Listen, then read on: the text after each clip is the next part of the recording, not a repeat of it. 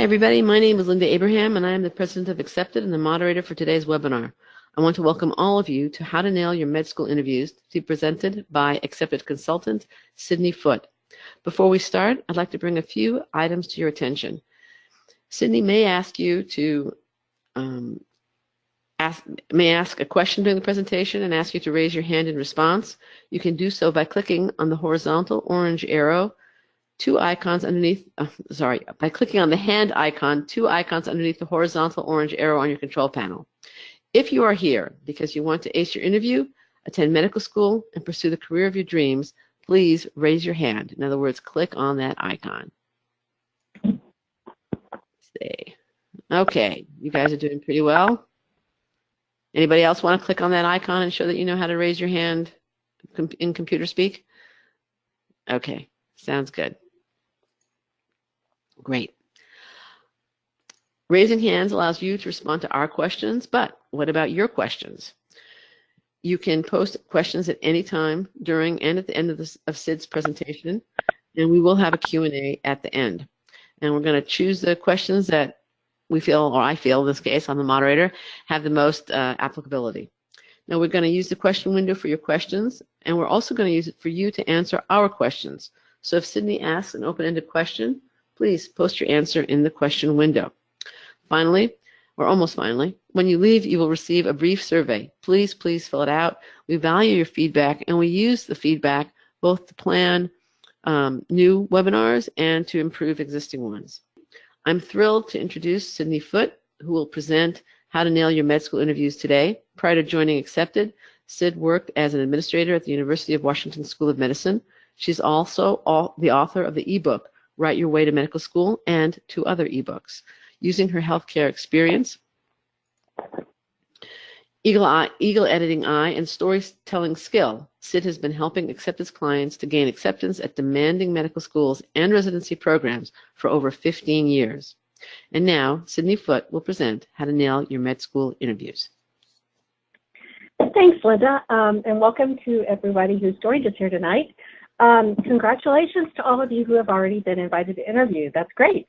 But if you haven't, don't worry. We're still early in the application season, and there's plenty of time left, so don't feel too panicked about it. In either case, I hope that what we talk about tonight will help you feel more confident, whether your interview's next week or in March. So to get started, I'd like to start out with a short clip from the old show ER. I don't know if you've ever seen it. It's really old now, but it's a classic. And this clip is of the doctors who've been corralled into doing med school interviews very reluctantly. Linda, could you start that, please? Yes. Okay, let's see. There you go.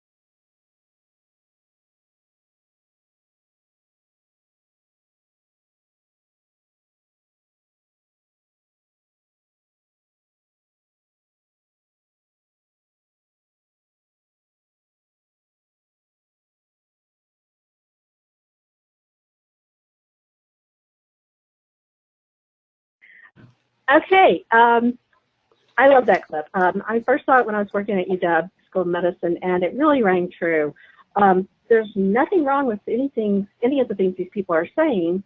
I mean, it's really what doctors are supposed to be doing, but wanting to help people is going to be just the common answer that everyone in the interview is going to give for why they want to be a doctor. If you and every other interviewee is saying it, you're not going to stand out. So what I want to work on tonight is to help you make your story stand out and be remembered after all this noise about helping people is gone. So tonight we're going to start with some interview basics. what to wear, what to take, etc.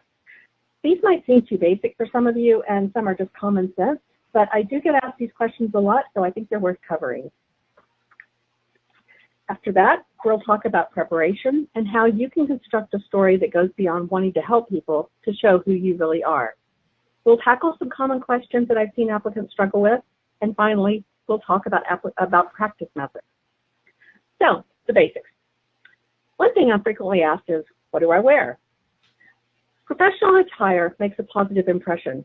That applicant in the video who was wearing that leather jacket, that's a really bad idea. For men, you want to stick with conservative, well-fitting suits. Darker colors like black or charcoal, if you don't want to look too funereal, are always good, or navy. Make sure you pair it with a tasteful dress shirt, usually white or light blue, and a tie in a contrasting color. Burgundy, blue, or green are all traditional, and they're all fine. It's very important that your suit fits well at the shoulders and the sleeves, and that the sleeves aren't too long or too short. Same with the pants legs. You might not be able to afford a bespoke suit that's made just for you, but you can always go to a tailor and it would cost you about $30 to have it hemmed properly and have the torso taken in or let out, however it needs to fit you better. That is a great investment and it will help you make the best impression. Definitely wear a black or brown belt that matches your shoes. Make sure your shoes are polished and don't wear a lot of extra accessories. A watch and a tie pin and maybe a wedding ring are the maximum. I'm also asked about facial hair a lot. It's fine so long as it's well groomed. Same with your nails. A manicure isn't necessary, but clean yourself up. Show that you've made an effort to look your best. Women have a bit more leeway fashion-wise. A suit with either a skirt or pants is fine, however you feel most comfortable. Dark blue, black, and charcoal gray suits are popular, usually with a conservative shirt underneath. What the woman in the picture is wearing is perfect. There's a regional preference as well. East Coast schools tend to be more traditional or more conservative than those in the West, where a nice colored blouse might be chosen over a white button-up. But keep it conservative. A shirt that rides up when you sit won't make a good impression, nor will a shirt that gapes open when you bend over. For shoes, closed toes look more professional, and flat heels are a really good idea. You could be walking a lot on your interview day, so you want to be comfortable and be able to keep up. And make sure you polish them the night before. And of course, keep your jewelry and accessories to a minimum. As with men, personal grooming is important, so make sure your nails are neat and wear a tidy polish, but nothing too garish. Don't overdo the makeup. Don't try to do anything too fancy with your hair. Just keep it out of your eyes and away from your gestures so that it isn't distracting. To keep yourself calm on interview day, prepare your attire the night before. If you've flown to get to the interview, it's a good idea not to check your suit at the airport. There's too much risk of it getting lost. Instead, you can put it in carry-on, and if it's wrinkled from traveling, just borrow an iron from the hotel. Make sure that your shoes are shined and that you have everything you need for the next morning. Also prepare anything else you might want to bring to the interview. Things that I like to include would be a map of the campus, breath mints, chapstick, a book or your Kindle to read while you're interviewing, while you're waiting, because interviewers will often ask what you're reading. So try to stay away from anything trashy, shades of gray like, and have something that you're able to talk about. A stain remover pen is also a really good idea, just in case you drip something on yourself. I also recommend that you take along your complete MCAS application, the secondary for that school, and a good old-fashioned pen and paper. It's very handy to be able to jot down some notes while you're being interviewed without staring down at your phone. And if the technology fails, you won't be lost at the wrong time. If you're not familiar with campus, you might try to explore it the night before, or even take some time before the interview if you have time, just to get a feel for whether you might fit there. This can also spark some interesting questions for the interviewer. On the day of the interview, arrive early. Minimize your stress by giving yourself plenty of time to navigate public transportation or find parking. Some people also find it helps to take a brisk walk around campus before reporting to the interview site. This can burn off some nervous energy, and it can also give you that feel for the school that's so important. When you arrive at the interview site, first, put your phone on silent. You want to give your full attention to whoever is checking you in. This will help and never underestimate admin staff because they're paying attention and they do talk about which people seem more engaged and which ones they like versus which ones they don't. So give them your full attention and your respect. It's a good idea to politely ask them if you can get the names of anyone who will be interviewing you and write them down. This will help you both when you meet them and when you're writing your thank you notes later. In the waiting room, you may be surrounded by other applicants, and there's often a lot of waiting. Some people use this time to go over their application, others read, others talk to their fellow interviewees. If you're into mindfulness practice, this can be a really good time for some simple affirmations. Do whatever it takes to make you more comfortable. Personally, I find that breathing exercises can really help manage stress. Try a breathing walk where you breathe in for 3 counts, hold for 3 counts, and then exhale for 3 counts. Doing this a few times before the interview will help you get centered, and it will also help you control the tone of your voice if you can speak with a lot more confidence. No matter how centered you might be in the waiting room, though, that moment when you're called into the interview can bring up all of your anxieties. To rein them in, take just a second to compose yourself before you stand up. When you do, hold your head high. As you take your first step forward, be aware of how you walk. Slouching is a nonverbal cue of insecurity and indifference. You want to enter the room with as much confidence as you can muster, with a smile and eye contact, a firm handshake, and greeting the interviewer by name. All these things will help you make a positive impression. Once in the interview room, you'll be asked to sit either at a table or possibly with nothing in front of you. In the video we saw, several interviewees were leaning back in their chairs. Some even had a knee up on the desk. While you do want to be comfortable, this is overly familiar, so don't do that. You'll come across as very unprofessional and uncommitted. So here's a quick exercise that you can do right now once you get in the interview room, and we're going to practice it. Sit up straight, wherever you are now, with your feet planted on the ground. Take a second to roll your shoulders back and forward. Just make sure that you're relaxed.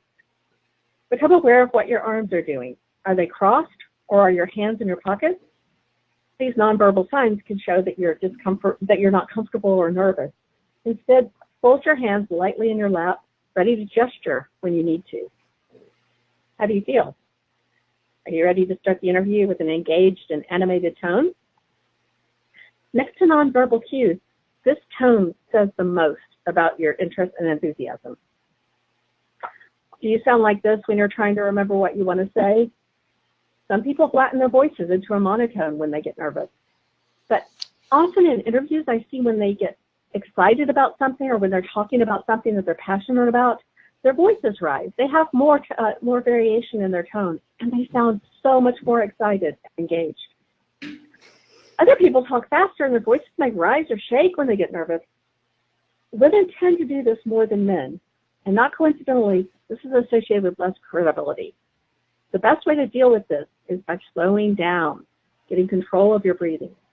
Try focusing on just one person in the audience as you intentionally slow down your speech and inhale. The pitch of your voice should go lower as you continue.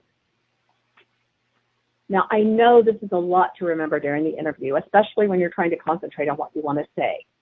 However, the way that you say something often has an impact on what people actually hear.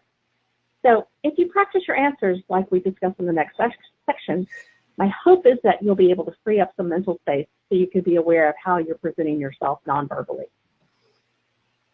We're going to talk about interview questions in a minute, but right now I'd like to fast forward to after the interview, when you'll probably just want to kick off your shoes and relax. Instead, take a moment and while the experience is fresh in your mind, record as much as you can remember. Try to scribble down any questions, and if there was anything that stumped you, be sure to star those. I remember one client who was so sure she loved an answer that in her thank you note, she explained that she'd been reflecting on this question after the interview and wished that she'd said this. She was subsequently accepted there.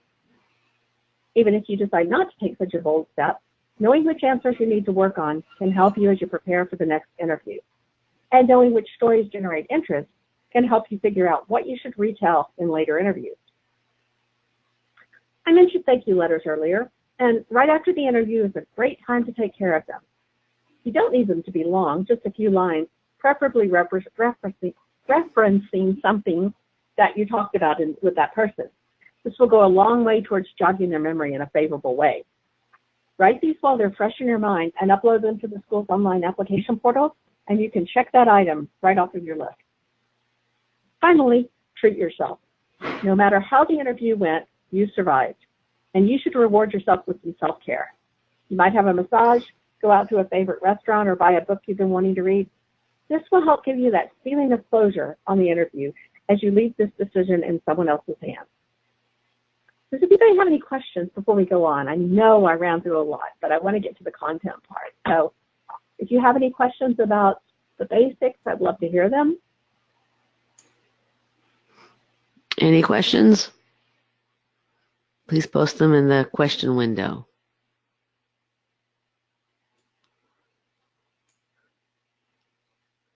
Any questions? Okay, we should go not on. need any. Let's go on. Go on. Yeah. Okay, so we've talked a lot about the physical things that can help you prepare and perform well on that day. Now let's move on to preparing the content, the story of you that will leave the lasting impression on the interviewer. You could start out by writing perfect answers to every question and then reading them over and over until you can recite them. This is a great approach if you're an accomplished actor. If you're comfortable memorizing scripts and delivering them verbatim, then you'd be just fine. I think Meryl Streep could pull this off, but anybody else, I recommend a different approach. What I help my clients do, and what I can help you with today, is to prepare efficiently and get comfortable enough with your stories that you can share them in a positive and engaging way. Obviously, I can't give you answers to the questions that you'll be asked, but I can give you a method to address them, which should help you answer both the questions you expect and those you never saw coming. To do that, I like to begin with a couple of key questions. First of all, your goals. How do you want the interviewer to think of you? When you leave the room, what are 3 key impressions that you want to leave with them? Second point is your strengths. Linda, these are slides actually. Second, your strengths. What can you tell the interviewer about yourself that will reinforce your strengths and address any weaknesses? Also, the school. How can you show them that you know a great deal about this program, that you're well prepared for the interview? And just as importantly, how can you learn whatever you need to know to decide which school you want to attend? Preparing the answers to these questions takes place long before the interview.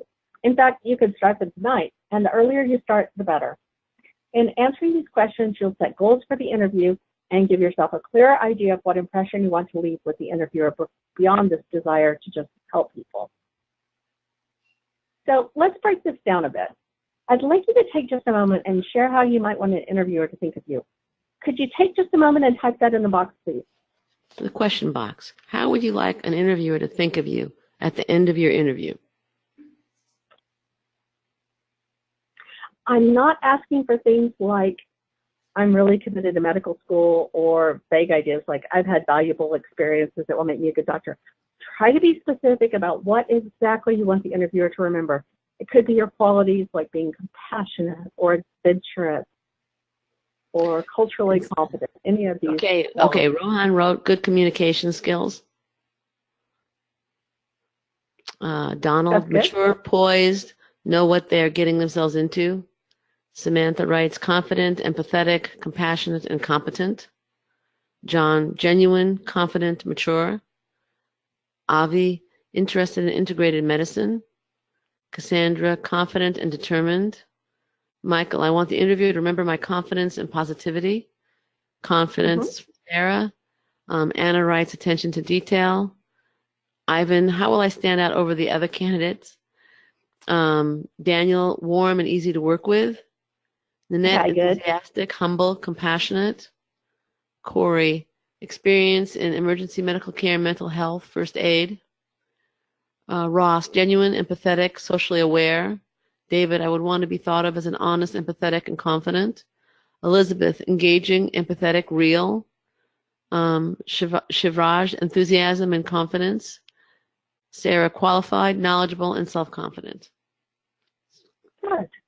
There's some really good ones in there. Yeah, there are. So, fortunately, nobody wrote hardworking, but I didn't hear you say that. That's the answer that I hear so much of the time. Also, smart or intelligent. And while I'm sure that you are, these are qualities that everybody applying to medical school has. So again, this is something that's not going to help you stand out. What we're looking for is what makes you special. If you have to answer that old gem of a question, if there's 50 applicants in this room, why should we pick you? You want to give them something that's going to stand out. So this is what your personal statement and your secondary essays have already begun to answer. And if you've done a good job on those, and you did if you're being invited to interview, then you'll be able to pull out these elements to expand in the interview. I want you to go through your essays carefully and pull out 3, maybe 4 main qualities that you want to present to the admissions committee. In your answers, you should keep coming back to these main ideas, reiterating them, reaffirming them, and instilling them in the mind of the interviewer so that when you leave the room, that's how they'll think of you. Once you know what you want to emphasize, how can you make sure these ideas come through? What I want you to do is take these qualities, whether it's your maturity or your warmth and empathy and your generosity, your creativity, your interest in people, and yes, even your work ethic, and think of a couple of personal stories that demonstrate each quality. If these truly are your main qualities, this exercise should not be too difficult. You should have several examples where you've demonstrated each characteristic. Some of your stories will illustrate multiple qualities, which is even better. Put this another way. I'm asking you to think about your own qualities and characteristics rather than answers to specific questions. It's a little shift in thinking that should give you a lot more flexibility during your interview. For instance, one applicant described his research like this. I've been involved with the Johnson Lab for the past 3 years. My main role is inputting and interpreting data. I'm involved in weekly group discussions, authored a review, I'm working on another review, blah, blah, blah. It's a pretty basic description of just about every research project. It's not inaccurate, but it's not going to thrill anyone either. However, from these few lines, the applicant can pull out elements of maturity, critical thinking, and collaboration. Those are strengths that he wants to convey to the interviewer. But instead of making the interviewer do the work for him, he brings them to the fore. I've been involved with the Johnson Lab for the past 3 years. What's really interesting about my work is that while I'm inputting and interpreting data, my critical thinking skills have gotten much stronger. Now I'm understanding the subtleties in our data and detecting patterns that I want to explain. Our lab's very collaborative, and I always look forward to contributing at our weekly group discussions and hearing about our projects. This description can't help but sound more engaging. The applicant is telling the same story, but this time he's pulling out the elements he enjoys and that he's good at. But remember, I said not to write out the perfectly phrased answer. If you can remember a few key points you want to make, then you can more easily revise them on the fly. When you talk about being in the Johnson Lab for 3 years, this demonstrates your continuity. Inputting and interpreting data linked to your critical thinking skills. Contributions and learning from others is linked to the collaborative environment and the teamwork abilities that you have. But what if this candidate doesn't get asked about research? What if instead he's asked how he's worked with teammates instead? In that case, the story is easily modified. I've been involved with the Johnson Lab for the past 3 years. Our lab is very collaborative. At our weekly group discussions, everybody has a chance to share their projects and help each other with problems. Inputting and interpreting data can be solitary work, but when I'm sharing the subtleties of the patterns that I want to explain, the input from other lab members really helps my critical thinking skills. I hope this is making sense. I'm trying to show you that if you can get comfortable telling your stories and know the elements that they illustrate, you'll be able to address unexpected questions on the fly and be a lot more flexible in your answers. Does anybody have any questions about this before we go on? If you have any questions, please put it in the question window. So just to clarify, Sid, well, if they're thinking if they have any questions, you're suggesting that to prepare for an interview, people think about perhaps their volunteer experience, their work experience, experiences that they're proud of, that they're going to want to share with the admissions committee, and basically attach the qualities that they are either likely to be asked about or the qualities that they're most proud of and the impression that they want to make in terms of those experiences, right? To do that ahead of time. Right, exactly. And I think that the qualities you want to talk about and the qualities that you will be asked about are to, hopefully, if you're a good fit for medicine, are going to be pretty closely matched. So the idea is just to, instead of thinking, I want to talk about my research, I want to talk about my experience volunteering, talk about your teamwork skills or your critical thinking skills or your service-oriented nature or your empathy, and use those stories in volunteering or in research as illustrations to support the evidence to support your quality. Right. Okay, we're getting some questions here. Anna's asking, how do you avoid being off-putting, boastful, with multiple descriptive adjectives in your answers? Good question. It is a good question. I think that adjectives can be kind of dangerous if you go into it with a, oh, I did the best job and I was the most outstanding person doing this. But I think that if you are legitimately describing experiences and supporting it, then those claims are more likely to be believed, and in a way that doesn't present you as being boastful. Right. I think that the context of it and giving them that context to support it, like if you just say, oh, I was great at volunteering, but that sounds horrible. But if you say, I really appreciated the time I spent volunteering, and I feel like, you know, I was able to give a lot to the people there. In fact, they awarded me with the Best Volunteer Award, whatever it is. You know, that way it's supported. Yes, that way it's supported with evidence, and it's not just a, you know, you're not just bragging.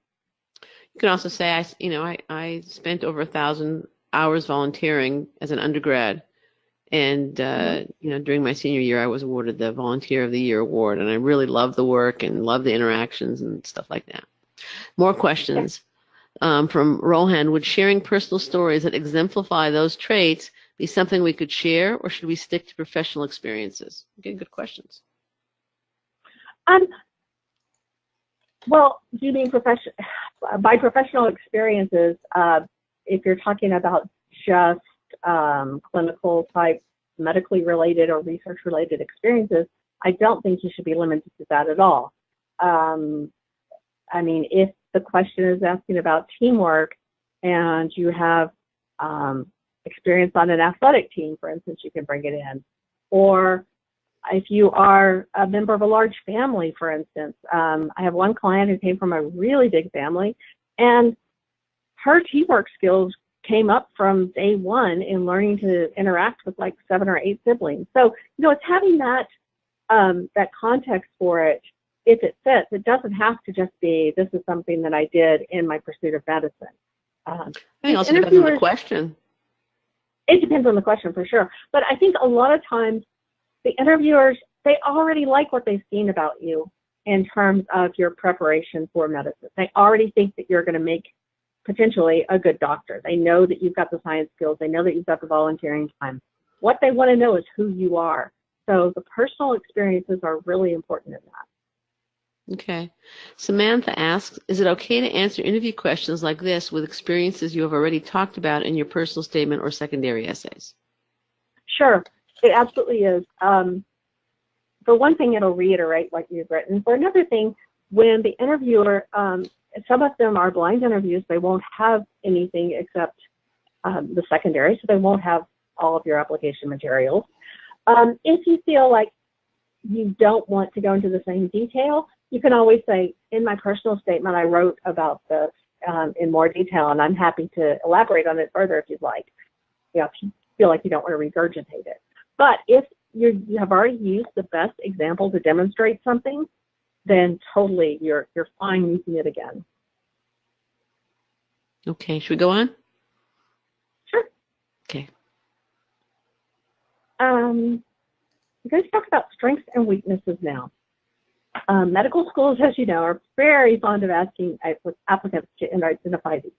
If you've already figured out what qualities are present in your story, this can be a pretty easy question to answer. Say you prepared stories about your research, your community service, and your work on a foreign mission. The interviewer has already asked about your mission and your community service so far, so you could use this opportunity to bring up your research, which, as you've already decided, illustrates your critical thinking abilities and your teamwork skills. So you can talk about one of these as your strengths, pop in your example from the research lab, and away you go. Your greatest weakness is trickier, but again, it's about framing your answer.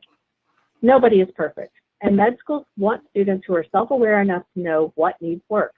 They also want to know that your weakness is not debilitating or limiting your study of medicine, and that you're working on whatever it is. There is no point in saying you're a perfectionist, but you might be overly detail-oriented, which isn't necessarily a bad thing in some medical fields. Or you might have a tendency to bite off more than you can chew and feel like you're letting people down. This is a common problem for med school applicants. Or on the other extreme, you might be shy or have trouble taking risks. Any one of these weaknesses might be severely debilitating, or they might be no big deal. But I think it's human nature to imagine the worst. So I like to tell people to rein in imaginations, to put it in a box. Explain how your shyness kept you from doing something like joining clubs in high school, or share a time when you had trouble balancing all your responsibilities. This will set boundaries around your weakness, hopefully ones that aren't insurmountable. Sharing what you've done to overcome them is just as important. Whether you've explored better time management or joined a local Toastmasters club, show the interviewer that you don't just know about your weakness, but that you're taking steps to overcome it. What about the weak spots on your application, though? Do you have a failed class or even a bad year? A big gap that you need to explain? It might sound cliched, but honesty really is the best policy. Frame your answers in a way that shows you accept responsibility for whatever happened and that you've learned from the experience. And again, preparing these answers ahead of time is going to help a lot as you're addressing them in interviews. As well as knowing your story, you need to show that you know a great deal about the school and would be a good fit here. You can subtly introduce this information in your answers. You might do this by linking your research interest to one of their programs, or by describing your interest in global medicine by mentioning a global health exchange. For instance, if you're asked about your research with targeted insulin receptors, you might start your answer with something like, I'm glad you asked me about that, because East Harlem's Health Outreach Partnership on Diabetes is one of the main reasons I like Mount Sinai. And close with something like, I've learned a lot from my research, and now I really want to see how diabetes is treated in the community here. So where do you get these details? Your first stop should be the program's website. You probably already visited it when you were trying to explain why you were drawn to this school in the secondary essays. But often, the most useful place for this kind of information is the news section. This is where you'll find out what they're excited about. Is there a new obstetrics wing or simulation lab that they're especially proud of? Did a research program in your subject area just get funding? Have they created a new scholarship for med student missions? These are the kinds of things that admissions people like to talk about, and the kinds of things you should know before setting foot on campus. And how about that question, why should we choose you over the other applicants? I like to start this one out with humility, with an acknowledgement that every other person they're talking to is qualified and would make a great medical student, before breaking down those impressions or qualities that you chose, the ones that we were talking about at the very start. Show them that you know yourself, your strengths, and that you can help, and that will help them see how you'll fit into their class. Before we move on to practice methods, let's talk about how to handle that most dreaded question of all. Tell me about yourself. This is often one of those first questions you'll encounter in an interview, and it's where you can establish the ideas that you want to present. Your first line should not be, my name is. They already know this. And you don't have to follow that with, I was born in. Although that can work, and you can tackle the whole question in chronological order, finding a common theme that pulls together varied elements of your experiences can often be much more engaging. What I like to do is have my clients take on this question by introducing any ideas they might want to include. The most common ones might be family background or cultural upbringing, their interest in science or research, their community or clinical activities, maybe the personal hobbies, often those are an afterthought, but just the kind of things that they've been involved in. After this, for lack of a better word, brain dump, we repackage it. We tease through the different threads and find what they have in common. For instance, you might want to set up your answer around a person or an idea that inspires you, as a research-oriented applicant whose mom immigrated from China did, when she framed a life dedicated to teaching and learning in terms of her mom's determination to find a better world. My strongest trait is my love of learning, inherited from my mother. She fought to attend college in China and never let me forget how precious education was. This sets the stage for this applicant to talk about how she nurtured her love of discovery after immigration to the U.S., how she developed a curiosity about the natural world and discovered new ways to see the world through photography, and that she educated and shared others through health ed research. Close it with something that goes back to the beginning, just as you've probably done in your essays. My mom came here determined to discover a better world. I'm continuing that quest now with a career in medicine. This is a beautiful answer that really shows where you came from, what you're interested in, and what you're passionate about. And it goes a lot farther than saying, I was born in California and went to UCLA or whatever. It really gives you some details about this person. Or you might want to highlight qualities like discipline and teamwork, like this applicant with a strong history of community service did. Growing up in Texas, I never thought I'd be a pro baseball player.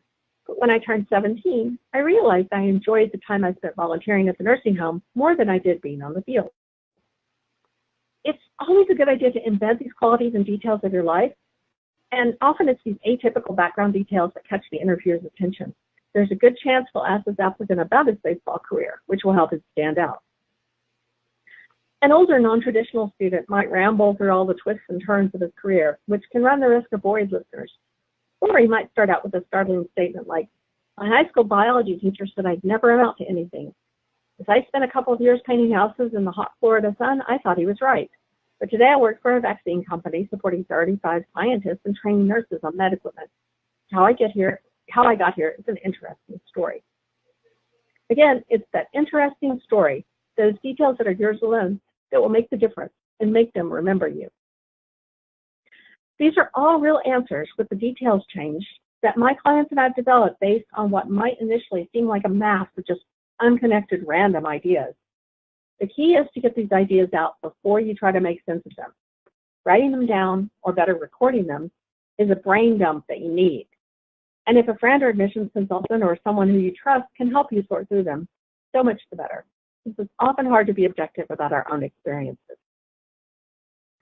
I'm sometimes asked if this answer needs to explain an applicant's motivation for medicine. While I think that the stories you share should naturally lead to this is really a different question. While you'll probably have aspects pointing to your interest in medicine there, your experiences with research or with clinical work, for instance, you'll need more if you want to truly show them who you are. So, in short, the idea behind all this is to make sure you know your answers, that you haven't just memorized them. Trying to memorize a script is a recipe for disaster. It sets you up for failure if a question is not asked in the exact same way, or if you forget a word or line. Instead, focus on learning your stories that you can adapt for different purposes and that you're comfortable telling in various ways. The last part is about practice, but before we go there, I'd like to see if anyone has any questions about what we've talked about so far. Okay, there is one question here from Carter, and he asked, how can you take a moment to collect your thoughts before answering? Actually, this is a different question. Carter asked, I'll get back to that question. Okay. Julia, it was your question. Carter asked, let me find it.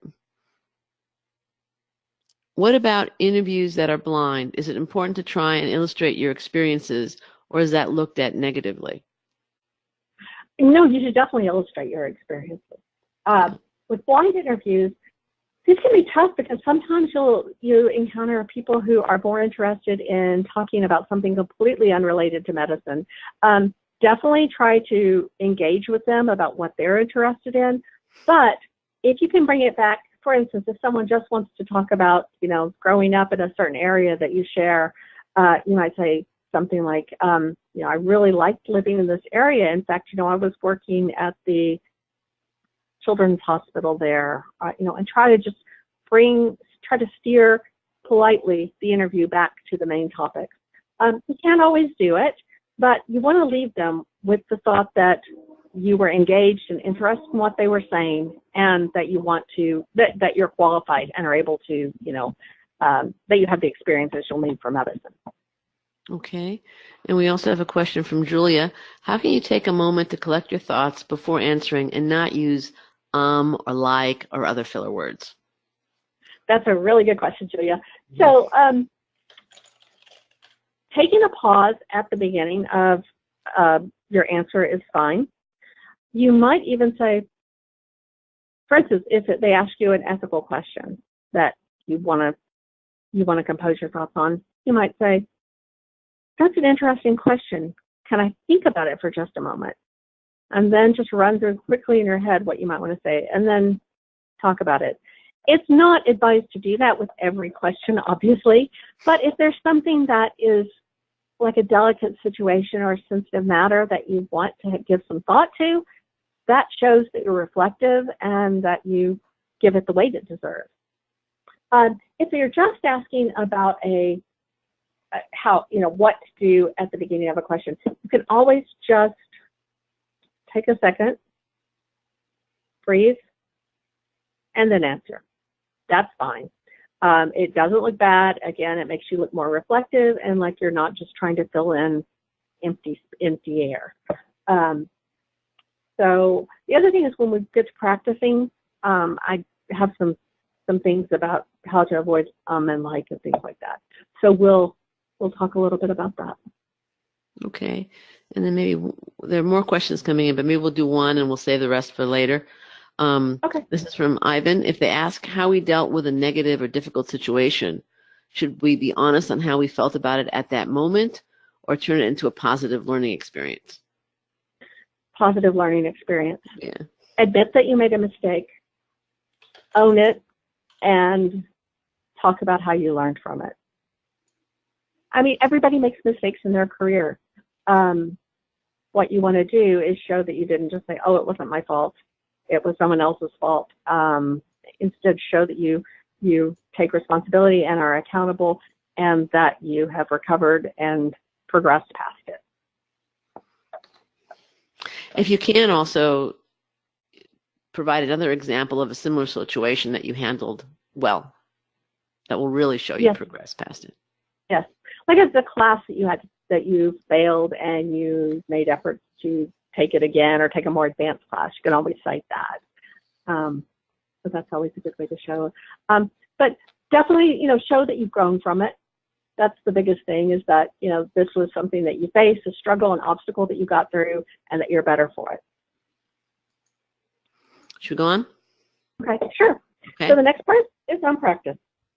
Remember that you want your interview to sound conversational, engaging, and unrehearsed. That's a tall order, especially when you're feeling nervous and maybe even a little desperate. Practice is the only thing that will help you feel more comfortable and even more natural in telling your stories. There's lots of ways that you can practice, both by yourself and with others. The first one that I emphasize more than anything else is to talk to yourself. This is by far the most useful way to practice your stories. Talk to yourself when you're driving in a car, when you're in the shower, when you're washing dishes, anytime that you're alone. I really like this method because it helps you get comfortable talking about yourself, and it doesn't, if you are in a situation where you're nervous, that kind of muscle memory is going to kick in, and you will be able to tell your stories much more freely if you are used to talking about them. You don't even have to answer any specific question. Just talk about your research like you would with a friend, or talk about the one thing that you really wish you could improve on. Or talk about how to describe your research so that it comes across as being very comfortable and highlights the qualities you want it to exhibit. I think this is a really good way to practice because you're not setting aside a designated practice time. Instead, it becomes just a natural part of you, and it becomes something that if you're doing it enough, it's really going to pay off in the interview. The second thing is to record and listen to yourself.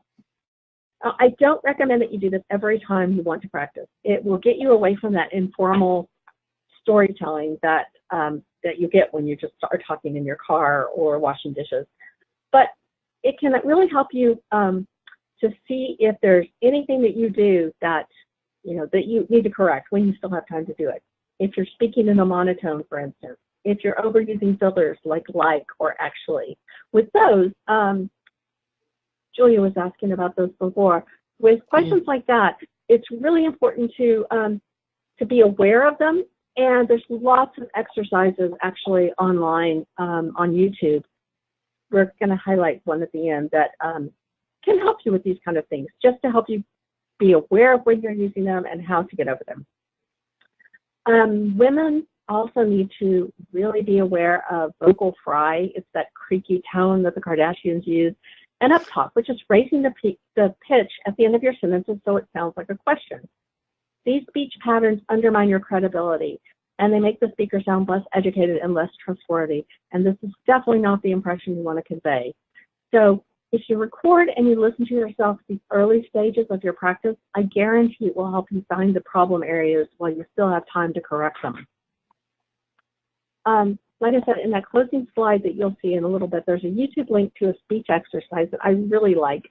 And I regret that I didn't have time to do it before tonight, because it is a wonderful way to limber up your tongue so that you can sound more clear and confident. There's tons of speech coaches online, though, and it's fun to go through them. So take a little time just to watch some of those videos and see if there's anything in them that you can pull in for your interview and to make you feel more confident. All of these tools are going to really help you when you get in the interview room. Another thing you can do is debate yourself.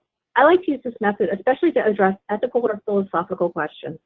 With a lot of the questions I ask, there's no right or wrong answer. The interviewers just want to know that you're informed and able to think.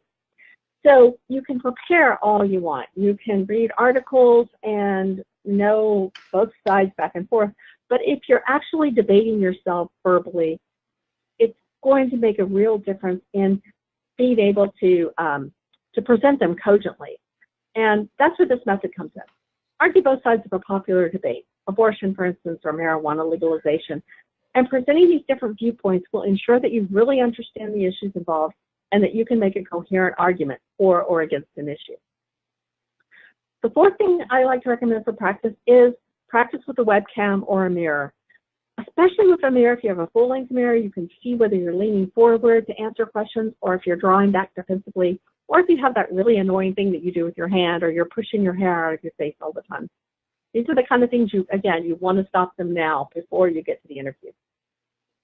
Fifth, practice with other people. Give your parents or roommates or best friends a list of questions and have them fire them at you. Be sure to ask for honest feedback or they won't give it to you. You can also schedule a mock interview with a consultant because we're paid to give you honest feedback, and this could be a useful tool to help you identify and figure out what you want to present and how to best present it. You can start practicing these anytime. In fact, the earlier the better. The more aware you are about your personal quirks, the more likely you'll have time to address them, and the more accustomed you are to sharing your story, the more comfortable you'll be in the interview. So that's it. I know a lot is riding on your next interview, and I hope that what we talked about tonight will help you nail it. If you have any questions, please stick around, let me know, or you can always email me at sydney@accepted.com. Okay. Thank you. Good luck to you all. Wait, we're going to have a Q&A. Don't leave yet, Sid. I'm here. Okay. Thanks so much for this very informative webinar. I'm sure everyone here now has the tools to nail that interview. We'll take additional questions in just a minute, but now it's my turn to share a few thoughts about the med school interview. If you're lucky enough to get called for interviews, first of all, celebrate. Pat yourself on the back.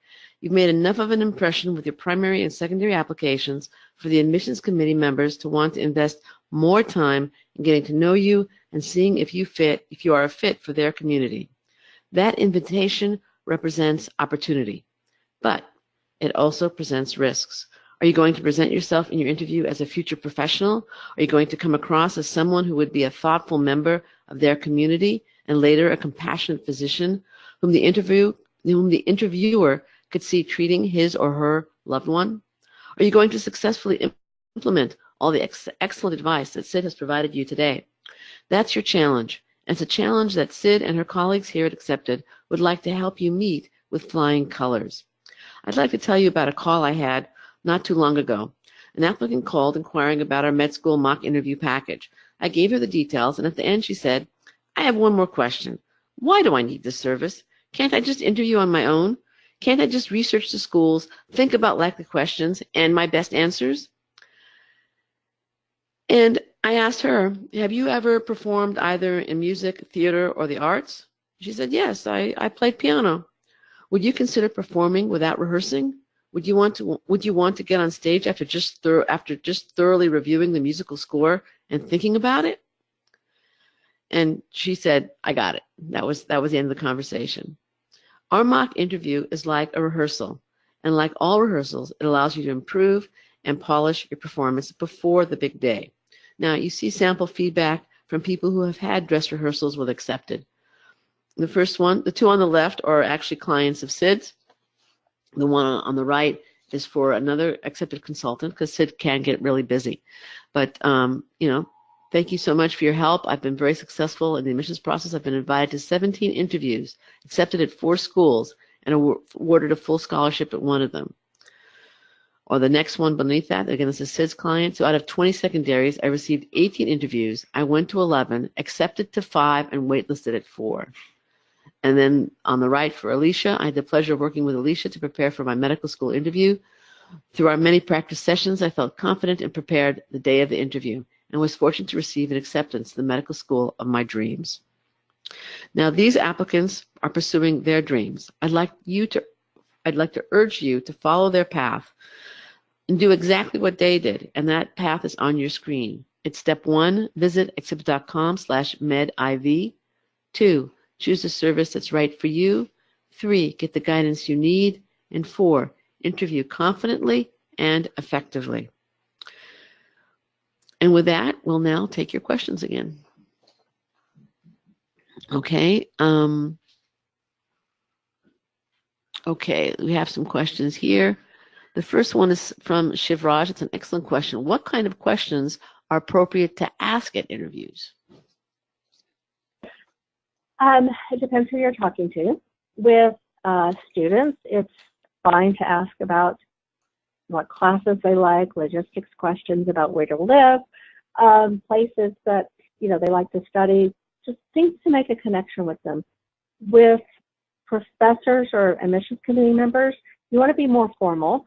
One question that I love asking is, what are the things about the program what are upcoming things about the program that you're really excited about? This gives them a chance to talk about things that are new. Like, for instance, when I was saying that knowing about a new simulation lab, for instance, you could ask things that are new cutting-edge programs at the school. So giving them a chance to talk about these things that they're excited about really gets them going. You can also ask them about what are opportunities for community involvement or engagement for whatever you're interested in. Research, how are research mentors assigned, or how do you get to the research program you want to? So you're asking questions to figure out if you're a good fit for the school. So figure out what you want, and that will kind of guide what kind of questions you can ask the admissions committee members. Okay, great answer, great question, great answer, thank you. And this is from Cassandra.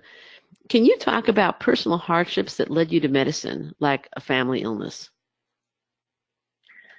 Yeah, so a lot of times that might be part of your tell me about yourself question. It might be part of your answer in terms of what struggles have you faced or hardships have you faced? They sometimes will ask questions like that. It might also be a part of what drove your research. So, my father's struggle with cancer led me to a certain lab. So yes, you can bring these hardships in and how they relate. So yes, definitely you can talk about your hardships. Just make sure that they're connected to your strengths as well. So don't just focus on, what am I trying to say? You don't want to just focus on the hard things or the difficulties that you've had getting to where you are, but you want to make it a positive learning experience. So for instance, having to work 4 different jobs while you're in college it can affect your grades, but it can also give you some great skills outside medicine, and it can also really help your time management. So, frame it in a way, again, that's going to highlight your strengths. I completely agree. I just add also that while your initial motivation might have been due to family illness or the illness of a sibling or parent or whatever, I think you have to talk also about how you explored medicine beyond that. Don't Absolutely.